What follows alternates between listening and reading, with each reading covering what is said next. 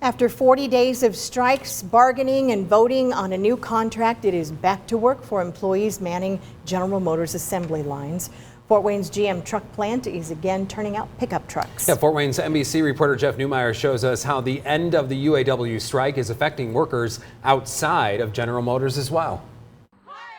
All the way back to September 16th, that's when the more than 4,000 UAW employees at the Fort Wayne Truck Assembly Plant joined counterparts from around the country in walking off the job in a strike that lasted nearly 6 weeks.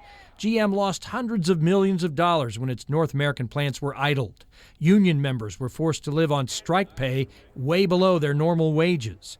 It was just as bad or worse for workers at some parts suppliers. I'm ready to go. It's getting bored at home, and I can use the money, and I want to get my life back together. Christy Honeycutt works at Avance, right across from the GM plant. The supplier makes everything from headliners and GM truck cabs to consoles, radiators, and rear axles for the prized pickups.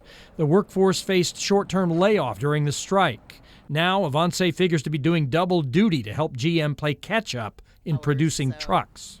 We just punched out of a 12-hour shift, and it looks like that's going to happen quite a bit for us right now. Huntington Mayor Brooks Fetters says local parts suppliers in his community, like Continental Structural Plastics and Gerdau Steel, will now benefit from the truck assembly plant gearing up. The wages are very competitive right now. Fetters says with unemployment so low, in fact several hundred jobs needing to be filled in Huntington County, suppliers were nervous about laying off people, even temporarily during the strike, for fear they wouldn't get them back. I mean, all of the companies that I know of are doing sign-ons and retentions, and it's not unheard of. And if you have good employees, you don't want to be losing them right now, because the odds of you getting them back is probably not very good. That scary scenario hopefully averted by the end of the GM strike coming not a moment too soon.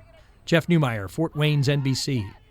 The East Lansing-based Anderson Economic Group estimates about 75,000 employees of auto parts suppliers either were temporarily laid off or had their wages cut during the GM strike.